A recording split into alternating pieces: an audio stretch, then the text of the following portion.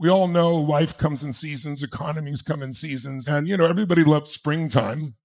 Because if you start a business in springtime, you look like a genius, right? You get in there, you're in the middle of a growth period, and you think you're a genius business person. You're just in the right place at the right time. And then there's the hot summer that follows spring. After all this growth, it's easy.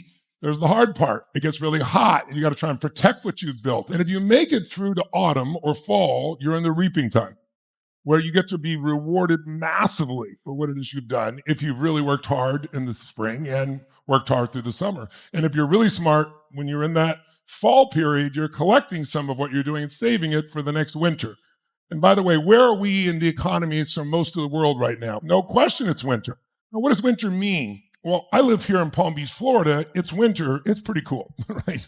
Wintertime is not really a bad place here.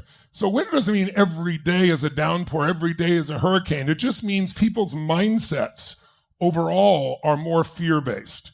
They see things and they make them worse than they are. And what makes you successful as a leader is you see things that they are, but not worse than they are. Because when you make it worse than it is, you're overwhelmed and you just give up. And on the other side, you got to see it better than it is if you're a leader, because without a vision, people perish. You need a vision beyond today. And then you got to take that vision and make it real. That's where the strategy and psychology we're going to work on makes things happen. And who knows? No one can tell you for sure, but if you study, we're probably halfway through winter. We're not done. Winter usually has huge economic challenge, and it usually has war. What's the best time to start a business? What season? Think of the seasons. Springtime, it's easy. Summer, it's kind of hot and tough.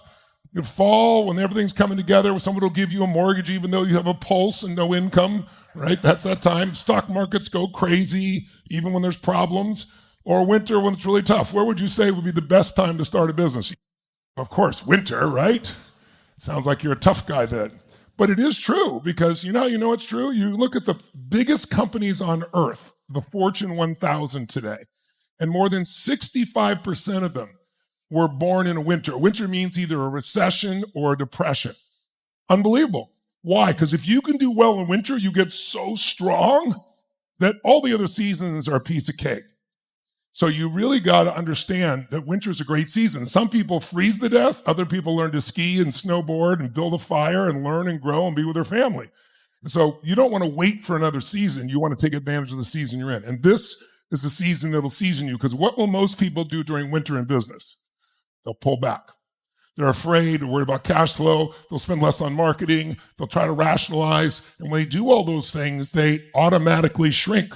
So your opportunity in winter is the greatest opportunity in your life. There's one more thing to realize. Not only is winter a great season, not only is there an economic season where people got to sell because they're older, and if you're smart, you can use it, but we're also in a time where you could be a brand new startup and crush companies that are 100 years old. If you can step up and you can figure something out that adds more value, you can dwarf a business that's been around a century with more capital than you ever had in your lifetime. You are living in the greatest time on earth to run a business, but only if you have the right psychology. Because if you turn on your television, if you read your newspaper, you don't need to do any of that. If you pick out your phone, you're going to have plenty fed to you about how horrible everything is. And if you become one of the masses, you'll eat like the masses. You'll act like the masses. And you'll suffer like the masses. Our job as leaders is to bring value to the masses to break through that fear. And if you can make those investments so you can have that courage, it doesn't mean you're not afraid, right?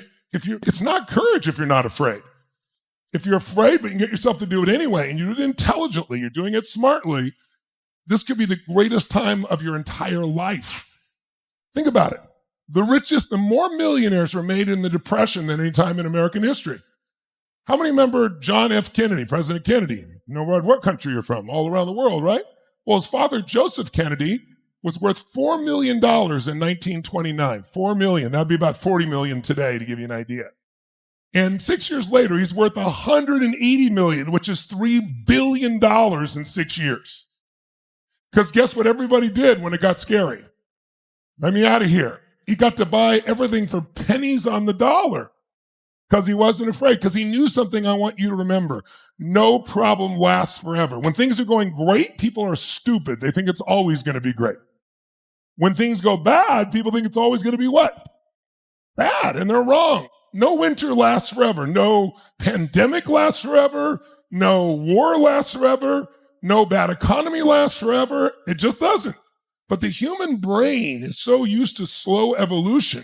We're no longer at the tempo of the steel age and the bronze age of 1,000 years for change. It now happens in weeks or days. In fact, in AI, it's happening in hours. If you're going to be effective in business, you have to become a creator of value. You have to find a way to do more for others than anybody else does in your industry if you're going to build a brand and if you're going to dominate. And anyone can, but very few do. But if you do that, you have to grow personally, because the chokehold on the growth of any business, if it's not growing at the tempo you want, it's always the leadership.